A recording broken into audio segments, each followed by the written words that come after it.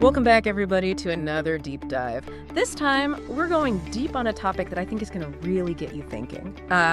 It's the addiction economy. Interesting. We've got a ton of research, articles, the whole shebang to figure out, how industries actually design products to keep us completely hooked. Yeah. Often, of course, to our detriment, sometimes at our expense. Right. And we're talking everything from the obvious, like cigarettes, but then Right. to the less obvious, think about social media algorithms. Mm-hmm. Or even the science behind, why is it so hard to resist that bag of chips? Yeah, and what's so fascinating about this is that it's, we're not just talking about substance addiction. Absolutely. But before we go too far, let's just, define addiction in this context, because I think it can mean a lot of different things. Yeah. And we're not just talking about, liking something a lot, right? Exactly. We're talking more about that loss of control, even though you know it's harmful. Maybe you feel these really intense urges. Even if you're, facing negative consequences, you still do the behavior. Right, and the really kind of, insidious part of it is that these industries actually exploit that loss of control. Yeah. It's not a bug, it's a feature of how they make their money, Wow. The more addicted we are, the more they can kind of predict how we're going to behave. Right. And that, leads to profits. So they figured that out, and that's how they can guarantee their sales, essentially. Exactly. Okay, so then that's where these 4 pillars of the addiction economy come into play. Exactly. Okay, So I'm right. Let's break down these pillars. What are we talking about here? Okay, so the first one is what we call addictive product design. Okay. So this is when they're intentionally creating products that are designed to hook us. Right.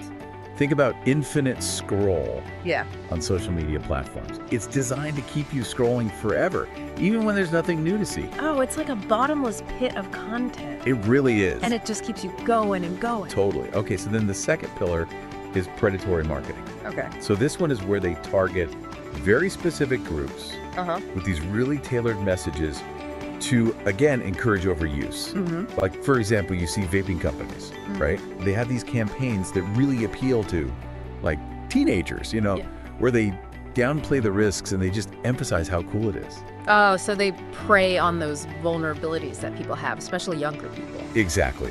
They really do. So then the third pillar, disinformation.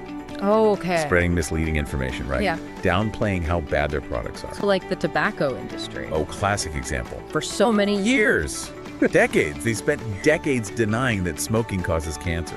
Yeah, and now we see it with social media companies too, right? All the time. Downplaying the mental health impacts. Exactly. It's amazing how they can manipulate the narrative like that. It really is. Even when there's all this evidence out there, Yeah. it makes you question everything. Absolutely. Okay, so then the last pillar, number 4. Undermining political action. Okay, what's that all about? This is using all of their power and influence to block any regulations that could protect us, the consumers. So like lobbying.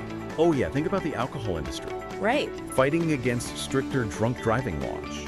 Oh, yeah. Or the gaming industry, pushing back against any regulations on loot boxes. Oh, yeah, that makes sense. They're spending tons of money to make sure that their profits are safe. It's scary how much power these industries have. It really is. So we have these 4 pillars all working together to create the system to keep us, hooked. Let's start with something that I think we can all relate to. Our smartphones. Okay. With social media. On the surface, it's harmless, right? Right. Connection, entertainment. Yeah.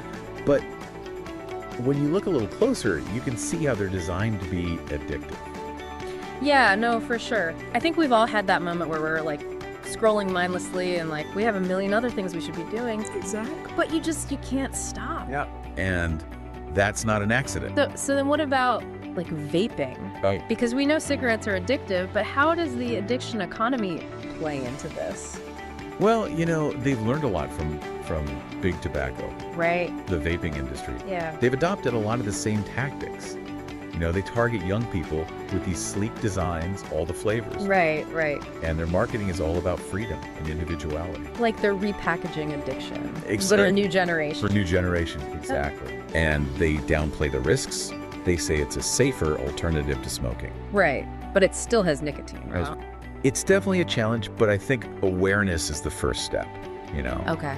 Just recognizing those patterns, Yeah. the techniques of the addiction economy. Once you start to see those hooks, they become a little less effective. Okay, so it's about being more mindful of our choices. Exactly. And the forces that might be influencing them. Yeah.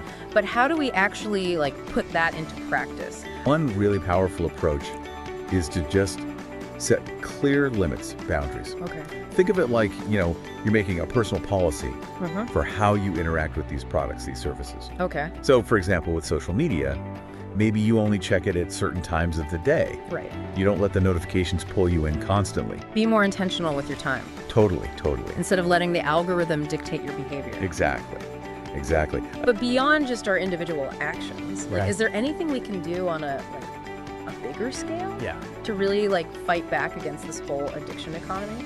I mean, we have to start holding these industries accountable. Okay, how do we do that? I mean, we need more transparency from these companies. Yeah. We need to push for stricter regulations. Okay. And we need to support the organizations that are out there fighting addiction, protecting consumers. So using our voices Yes. and our votes to create a system that actually puts people's well-being ahead of profits. That's the goal. Yeah. That's the goal. I mean, the addiction economy, it thrives on this subtlety, on persuasion.